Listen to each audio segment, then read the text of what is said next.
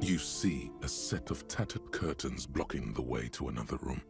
A strange cage-like trinket dangles from the curtains. Excuse me, officer. The back room is strictly for employees only. She's right. Those curtains give off some eerie vibes. Better not mess with it. What's so eerie about those curtains? Be wary of those mysterious ornaments from the Dark Isles. Dark Isles? What's going on? Do you realize what's out there? Upon the mist-shrouded islands of Ile de Fantôme in Seminine, eerie pygmies and wild shamans practicing unnatural mysticism. So the remote viewers division is real? I'm in it, and I'm up to the task. Wait. What? What's the hang-up? Mystical spirits, unnatural emanations, nothing a powder detective can't handle. Let's go! Okay. You're one of the initiated. Then go ahead and fiddle with the curtains. But do so at your own peril. Shopkeeper, what's behind the curtains? Nothing. Now please go back to browsing the books. Don't you feel compelled to look at the books? The books are all you care about. She speaks almost as if she's trying to put a spell on you, urging you to buy more books. Oddly enough, the more she tries to draw you away from the curtains, the more alluring they become. You see some kind of charm, an irregular polyhedron assembled from bones, sticks, and straw. Inside, a disturbing fish head with empty eye sockets stares at you. This is a traditional Seminese ward, meant to provide protection against ill luck, bad dreams, curses, and other supernatural scourges. And who are the Simonese? Inhabitants of Ile de Fantôme and the Seminine Islands down south. Don't listen to what Inland Empire told you. It's a beautiful place with a rich and unique culture. Aside from poking at it suspiciously, there is nothing else to do with the fish head charm at this time. The curtains remain shut before you. Just as you're about to pull apart the curtains, the petrified voice of the shop owner cries out once more. Sir, don't touch that. I told you it's off limits for the customers. Parapsychologically speaking, we're done if you decide to open them. I won't be held responsible for the consequences. It's too dangerous. She looks away, mumbling. Why is everyone always messing with the curtains? Why can't they just buy books like normal people? This is about the curse? That's why you're afraid? No, it's just a storeroom for the employees, I told you. Now please step away from the curtains. But I sense this place calling for me. I must investigate beyond the threshold. You do? My God, even more reasons not to mess with the curtains. Just step away, dear sir. Ma'am, this is different. I'm a police officer. I need to get in there. Why? It's not like anyone was killed there. I am sorry, I don't mean to be so impolite. Just please don't go there. I can't allow that. You'll only make things worse and unleash the powers.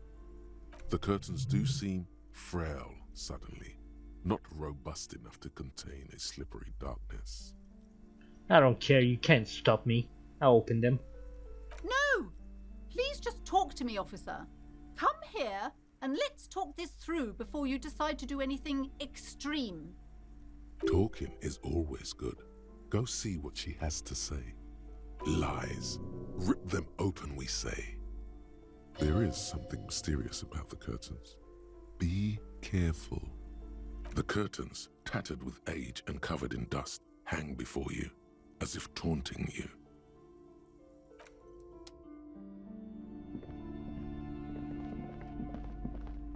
Hello again, esteemed officer, and welcome to Crime, Romance, and Biographies of Famous People. Why are you so uptight about those curtains?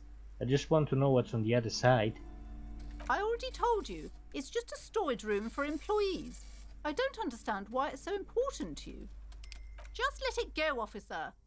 Go buy some goddamn books. You're supposed to be drawn to the books. She recites it like it's a poem, or like she's playing a role she's grown tired of.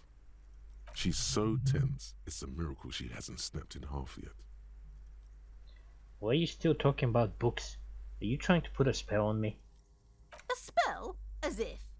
This place doesn't need any spells or hoodoo mumbo jumbo. This place has wonderful energy. Okay, fine. It's because this place is cursed. Just like Annette said, they don't call it the doomed commercial area for nothing. Are you happy now, officer? Happy that you've ruined everything? Host of hosts, she prays. Guard me and my honest business venture from the curse that lurks behind the curtains. Take it easy. You've broken her resistance. Pushing her further will gain nothing. How does this curse manifest itself? The curse is so much worse than you could imagine. It's a disease, eating at the very foundation. It's the curse of financial distress, of ruin and bankruptcy. Didn't that curtain just move? Okay, I'm a little confused. What does that mean? Everyone knows that all the previous companies in this building have sooner or later declared bankruptcy, and their malicious spirits are still here, feeding off bad business practices and disappointing income statements. There's something wrong with this building, I can tell you. Ever since I arrived, I've sensed an eerie lingering presence, as if I was unwanted here. Sounds familiar. Strange. I feel unwanted too. What does it mean? Truly so?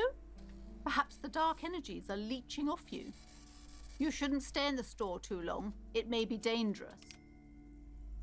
Why didn't you just tell me right away? It's the curse. It's not good to talk about the curse, not in detail. The negativism, it's dangerous. Talking about the void wraiths angers them. Wow. Void raves. You have new words. Such wraiths may prove a formidable enemy. Suit up. Have you sought help from anyone? Yes, I've contacted numerous parapsychologists and even a pair of Simonese mediators. They provided me with the wards. The wards help to keep the doom at bay and protect us against the darkness that lies further in the building, even though now I fear it's not enough. Is your pendant part of the wards as well? Oh, this? No, it's a special Himian amulet, blessed by desert pygmy shamans, with a spell of compulsion. It's to compel people to buy books. There are numerous spells cast throughout the store. I had the books anointed with a different inducement spell, for example. It's guaranteed to boost sales 15%. Desert pygmy shamans. That sounds like a rather questionable way to describe a group of people. Doesn't seem like the spell is working. There are no customers around except you. There are hardly any customers in the store. Do you think it's really working? Sir, I am well educated in the commercial and esoteric arts. I know what to do and what to avoid. Have you ever thought about a sale? Maybe this could lure in some customers. Discount my wares? I can see, sir, that you don't value books very highly. Besides, this would only tempt the phantoms of doom. They can sense the desperation, you know. Would you like me to take the case? I could investigate, see if the curse is real. Most certainly not. I don't want anyone who's not familiar with the psychic arts to get involved in this mess. Stay away. Leave the spirits be, so they can return to their slumber. My liege, you know what this case calls for? A para-detective.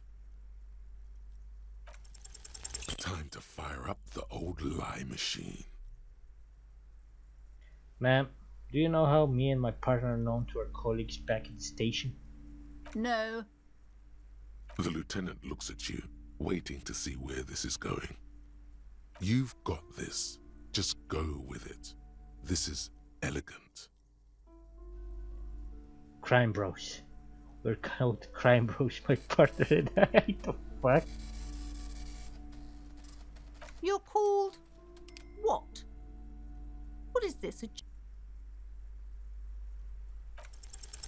Slither up to her, you silver-tongued fiend. Show her what world-class perfidy looks like. Perfidy? Oh no, we're afraid the presence is very real. Ma'am, came here to help. I've handled paranatural situations before. Are you sure? Don't think I haven't seen charlatans before. I sent the psychic emanations from afar. The sleeper beyond calls out. I'm not sure I can trust your claims. Honestly, you look like a bit of a drinker. I'm sorry for being so blunt, but Hey now, hey. You need the booze to focus, all right? The lieutenant keeps his usual stony calm. He silently picks out his notebook. Go ahead then, rock her world, he thinks. I'll compose some notes.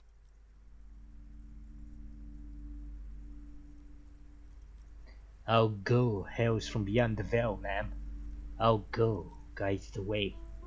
how do you know all this? Here we go.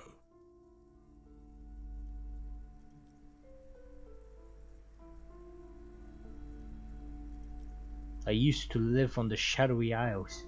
The wild wise men taught me the rituals. Oh my! I should have known! You do have that wild man look. Our meeting couldn't have been mere chance. But I am not the only one at risk. I have to think of my daughter. You are certain you can help us? Keep us safe? I can't allow any collateral damage to hit us. Just ask my partner, Kim. He'll vouch for me. Oh, certainly so, ma'am. I can assure you my partner is eminent in this particular field. If you promise, good officer, then you might be our last hope. Do you swear it? On my honor. Thank you, sir. There's one more thing I haven't told you about yet. The entity. Do not act surprised. You know of these things, sire. Of course, the entity. For I have sensed its presence. You have? The entity takes the form of a woman, a witch probably. I've suspected that she must be connected to the curse ever since I first saw her. Did you know that she lives inside the chimney? Chimney. The passage between heaven and hell, of course. Yes, that chimney is part of the building's central furnace, and it's enormous. She has barricaded herself behind some metal security curtains. God knows what she's doing there.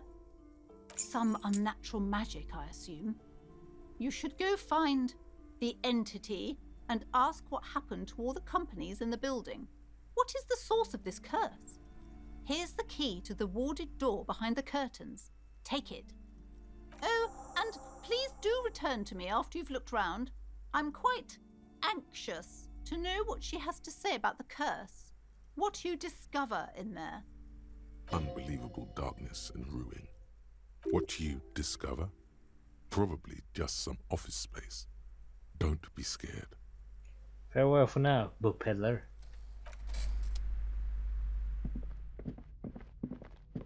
You see a set of tattered You see a dimly lit room full of dusty furniture and trash.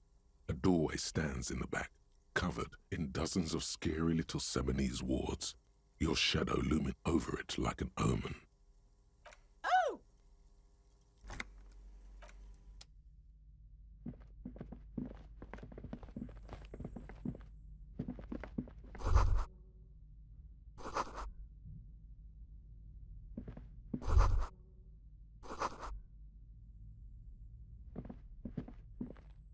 The missing handle stands before you, covered in dozens, if not hundreds, of Seminese trinkets and charms. It appears to be locked. Only an echo. No one is there. A hollowed-out, dark echo.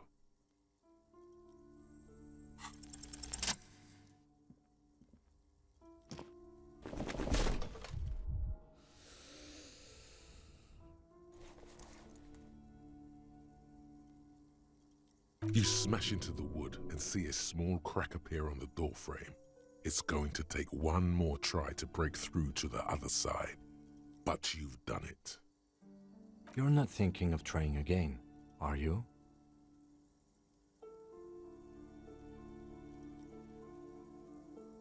Freeze, dirtbags!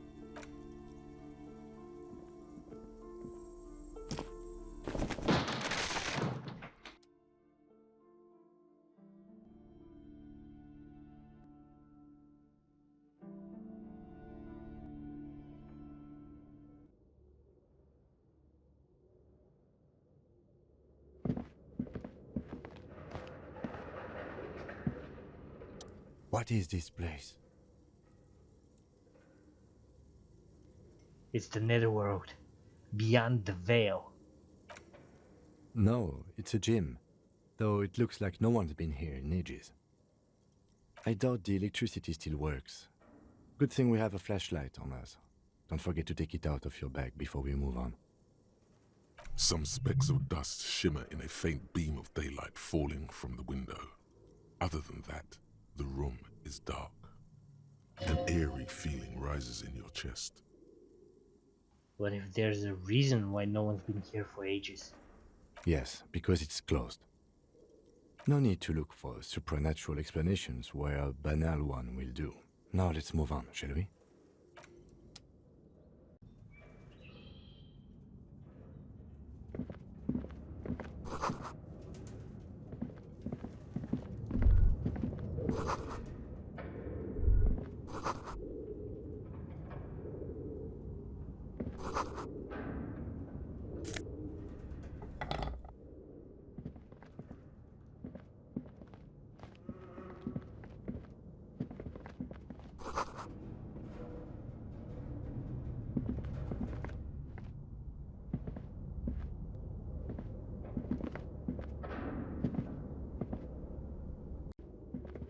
A barbell lies on the floor. The color has worn off its weight plates. It's 60 kilograms. Your triceps hum at the sight of these weights. Show the world what kind of beast it's dealing with. Lift them. There are no collars on the barbell. This is a safety hazard. Why does it feel so familiar? Is this familiar because I'm a weightlifter? No, it's not that. It's the stale smell of rubber, the squeaky sound of sneakers, your bruised knee against the mat, and a whistle. Then the feeling is gone. It's just a memory from another life, when you were young and fit. Look, Kim, it's a trap. There are no collars on the barbell. You're right. The weight may fall off. Better not touch it then. What kind of a bastard would just remove the collars? It should be a felony. It would be a violation of EPIS safety regulations if the gym was still operating, but it isn't. No one's supposed to come here anymore.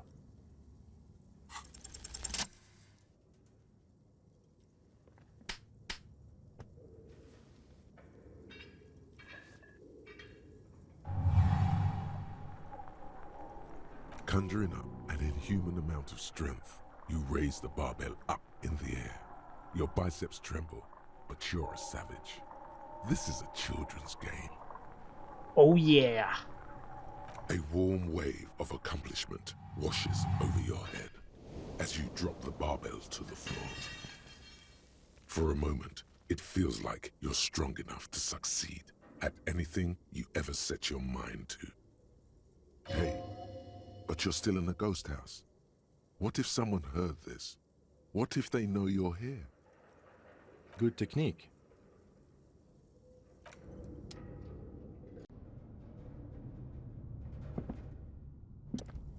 Yes?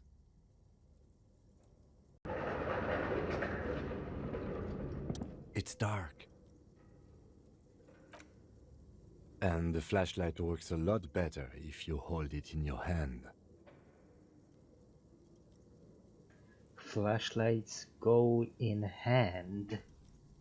Yes, you might even call it a feature of the universe that you need to hold tools to use them. That makes no sense at all.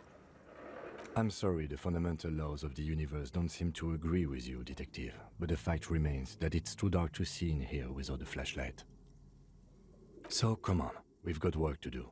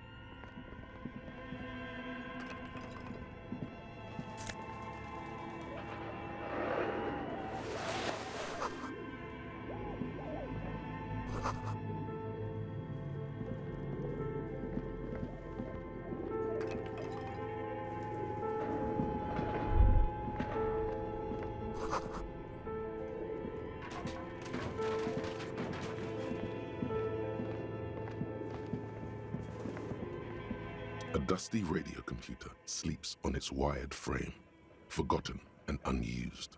Its keyboard has a rectangular on-off button. A piece of paper still hangs from the printer. Another radio computer. Just sitting here without anyone inside. What he means is that these things cost money. Why would anyone just leave it behind? This is the Ream Civic radio computer, model RC5120, equipped with a Feld mainframe and a Ream-compatible printer. Do you think I should turn it on? It's your call. You're in charge of this expedition, officer. Of course you should turn it on. Don't you want to know what's on the filament? The machine lights up like some prehistoric animal stirring from its slumber, revealing fluorescent play and print keys on the keyboard. The hatch on the machine's central compartment is wide open. It's empty like a beehive without its brood. Some cables have been left dangling, disconnected. The filament you have would fit perfectly inside the compartment. Like a smooth draw, the filament slides into place. On the keyboard, the play key starts blinking. The speaker comes to life. Static seeps through the machine's planar magnetic driver. An old lady greets you. Her voice sounds 100 years old. Good afternoon. Fortress accident en rue de Saint-Ghislaine. This is East Insulindian Repeater Station 1. Please repeat. Is this the production schedule? Yvonne, it's me again. How are you? Good, thank you. Please repeat. Is this the production schedule? Let's try the password for the production schedule. Good. Please repeat the password. Afterlife, death. Good. I've unlocked the production schedule. After ending the call, please press print to access the filament. Really? She just used the same password? Maybe those radio computer guys aren't that paranoid after all. Fortress accident. Is there anything else I can do for you today? That's all for now. Thank you, and goodbye. Tiles on the cube are still smoldering. Cast with a quiet determination, the printer starts printing, a piece of paper unfolding like a handheld fan. A black crisscross of letters covers its surface. It's a project report written by the lead producer, Andrew Andy Schott, about Whirl Untethered, a radio game developed by Studio Fortress Accident. The first few pages give an overview of the capital and workforce, while the rest of it seems to be a production schedule. The production schedule depicts their glorious descent into bankruptcy. Right. What happened? It was impossible not to fail. The project was too large, and no amount of money could satiate the ever-expanding ambitions of the development team. They tried to make a 4 million real game with 400,000 in their bank account. They thought they could bridge the gap with pure willpower and imagination. They couldn't. I could have bridged the gap. Even then, success remained within an ever-narrowing margin of possibility that, despite everything, never entirely disappeared. That is, until they discovered the Valley of the Heads. That sounds bad. No, it was good.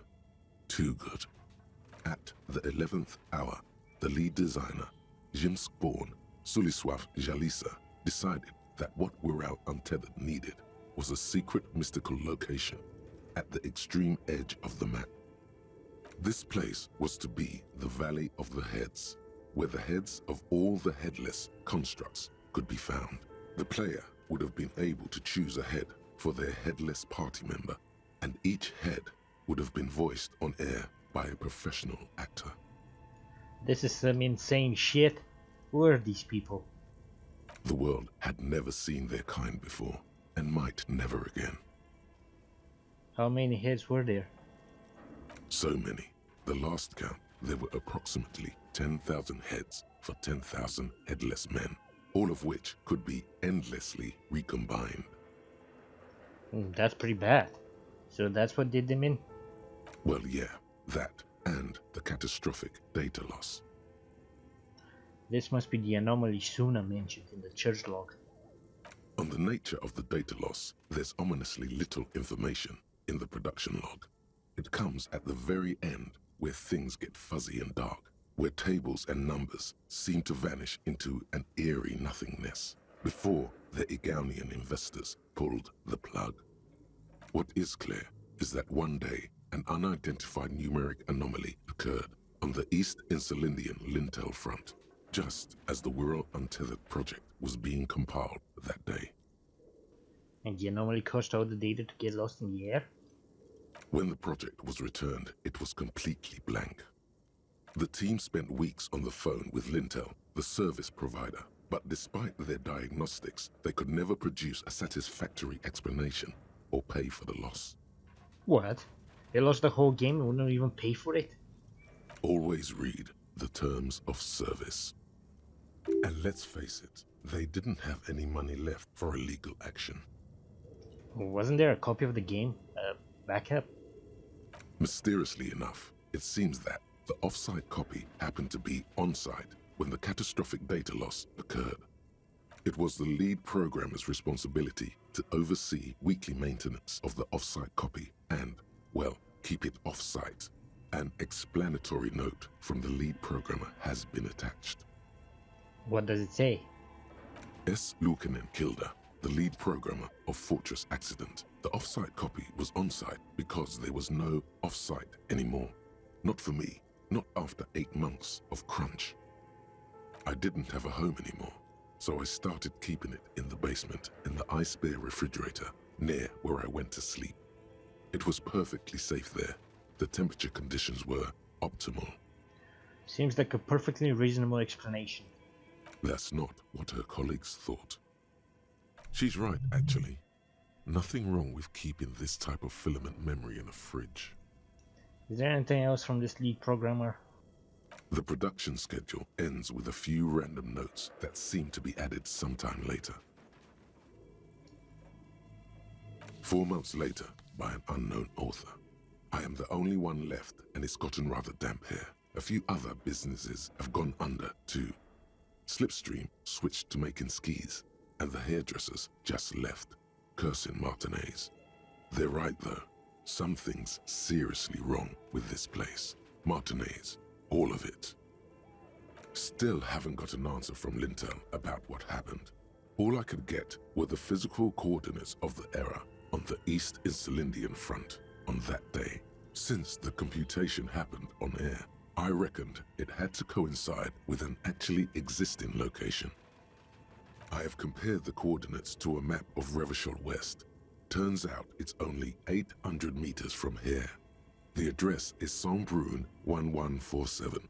I am going there to look this thing in the eye. Saint-Brun 1147? That's what the street sign next to the church said.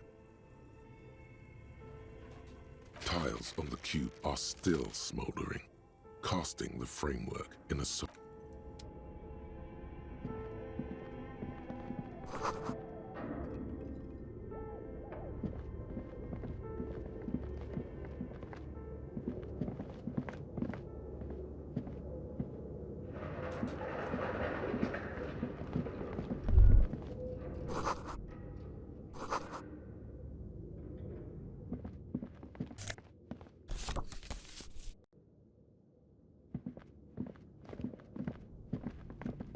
An iron safety curtain curves before your eyes, folded like a bellows. It covers half the room, blocking the way into a colossal industrial chimney. This must be where the entity lives. What an odd thing to do. Nothing happens. Still nothing. No one's home. Those curtains prove to be surprisingly sturdy. Your fist hurts now. If this is really an entrance to the chimney, then there must be a furnace somewhere as well. Maybe there's another way to get in. Can you please try to refrain from attacking random things? I need to find the malignant entity, Kim. This is the chimney. Ghosts aren't real. Didn't your parents tell you that? In any case, there's no way we can get in right now. Let's investigate further. Bent metal, broken glass. Your path lies strewn with the broken forms of everyday objects. You are the destroyer, the bane of inanimate matter. Gaze upon me, stuff and despair. Kudos.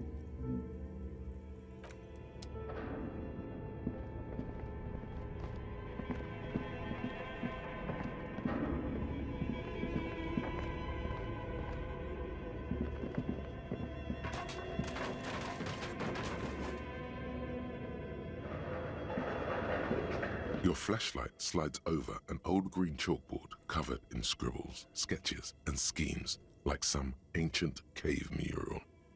Some of the writing has faded with age, but you can still make out sections here and there. Photos and drawings have been pinned to the board. The handwriting is only partly legible, but you can still make out 3 slogans: Call in, Tune out, Wirral Untethered, and Heat Death of the Universe. The full text reads, Heat Death of the Universe is the new black. Another note says, the biggest advancement in role-playing systems since the 30s. Outside, a cold wind wraps the building in its bosom. Snowflakes in the wind. An old woman passes what the locals call the doomed commercial area. She tries hard not to look at the bookstore windows. It's unwise. The photo collage depicts barren, icy landscapes wrapped in perpetual night. You see permafrost and glacial landforms, dead trees grown in under the snow. Entire oceans have been frozen from shore to shore. There are pictures of settlements on dried-up riverbeds, abandoned in a storm. Animal corpses in the dark, carcasses and bones. You see primitive oil rigs built into glaciers, boreal dvorg, yurts under the snow, great mammoth-like beasts of burden. Albeit dark and cold, this vision also feels cozy in its own way, like eggnog or morphine, a much-needed respite from our own world.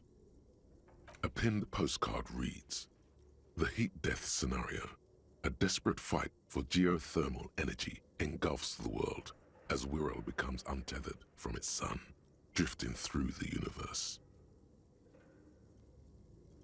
These lithe, pointy-eared creatures appear to be different types of welkins. You make out autumnal candle welkins casting wax-based magic.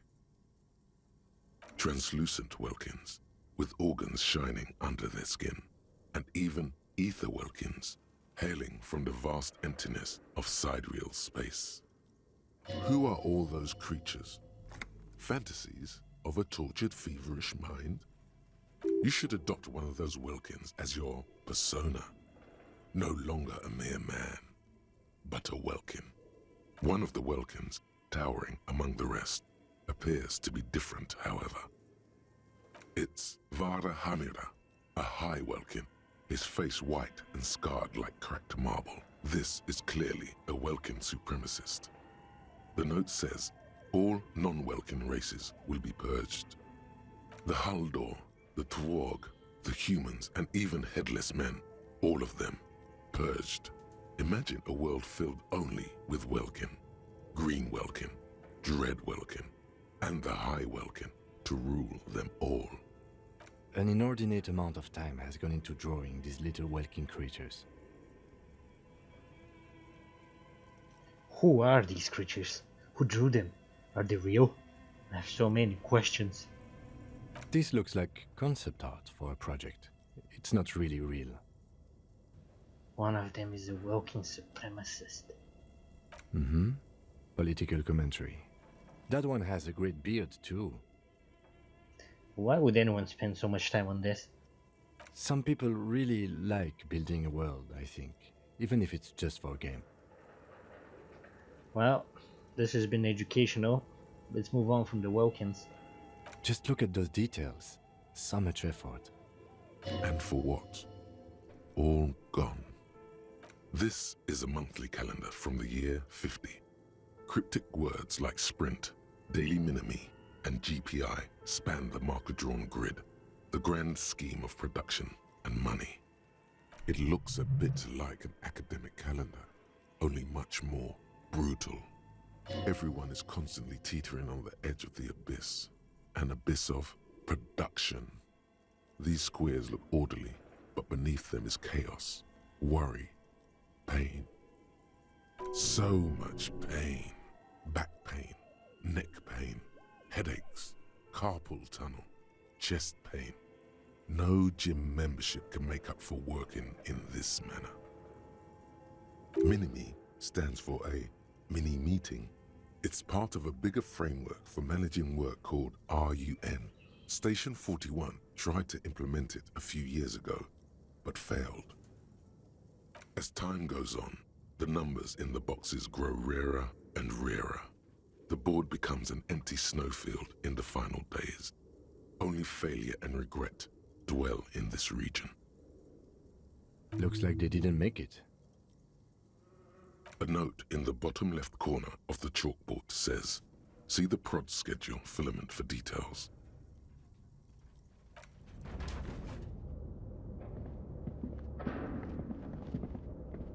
This old fireplace is covered in lines drawn in blue and red marker, the mesh spreading over the stone like blood vessels on alabaster skin.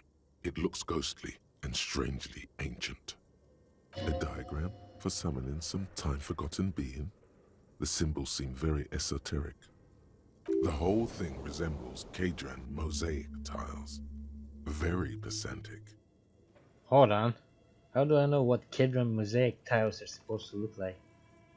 History classes, students with their textbooks open, studying the roots of our civilization. Those aquarelle blue tiles looked beautiful in the sun. What am I looking at? Radio frequencies, it seems. UKV 123.6, UKV 123.7, UKV 123.9. Some written notes, too. Sparse and cryptic. Radio frequencies for what? Unclear. It looks like a cardiovascular system split into veins and capillaries. Very advanced. Of course. The anatomy of the curse. Perhaps. The web is comprised of radio stations, all lead back to one red heart, titled the Game Master Frequency. A note says, this one can listen in on any station it wants. Looks like a surveillance program. They must have had massive airwidth. These things don't come cheap. Wait, who's the game master? Someone very important. The leader of a massive on-air game built by these people. A conductor for the hundreds of story threads that pass through the Game Master's frequency. If it's a game, then who's playing? Whoever decides to call in to a call-in station, it looks like. A list of names under the stations suggests people across 6 Isolas would be playing. Muindi, Insulinda, Kotla, Grad, Samara, and even Il Mara. All of this is gone, left unrealized. There's no way a little basement studio working here could pull anything like this off. My God. It's as if the less money they had, the more ambitious their project became. The cost of airweight alone must have been huge. Exactly. This schedule, I know doom when I see it. The company was running out of funding. What else? Nothing. It's just lines on marble. An echo from times long gone. No one has used the fireplace in ages.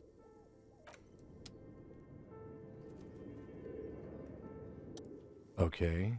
What do you think is going on with that computer, chalkboard, and fireplace? Someone tried to exercise the curse using technology? No, that's not it. I think... Like he's ready to lay out a fine theory, crafted together like a puzzle box. it looks like one of those popular pen and paper role-playing games. Only these people were trying to automate it, make it work on radio computers. And by these people, I mean people in Sauna's radio game company, Fortress Accident. Utter madness, he thinks, as a compliment. How are they planning to do that? Through call-in stations. None of the players have to be physically present. Anyone in the world can participate in the game, as long as they have a two-way radio. Then there's the Game Master frequency that listens in on the smaller call-in stations. I think that was supposed to coordinate the stories, functioning as a master of ceremonies of sorts. His fascination has swept aside other concerns for the moment. He's a little hooked. Coordinating so many games would take a whole switchboard of people, possibly divided into sub-frequencies. Has anyone ever done this before? Not to my knowledge. They make automated games in Graz, Messina, Königstein. You know, places with industry. Not in Revachol West, among the ruins. But I don't think anyone has attempted to create an inter-isolary game before. We just don't have the technology.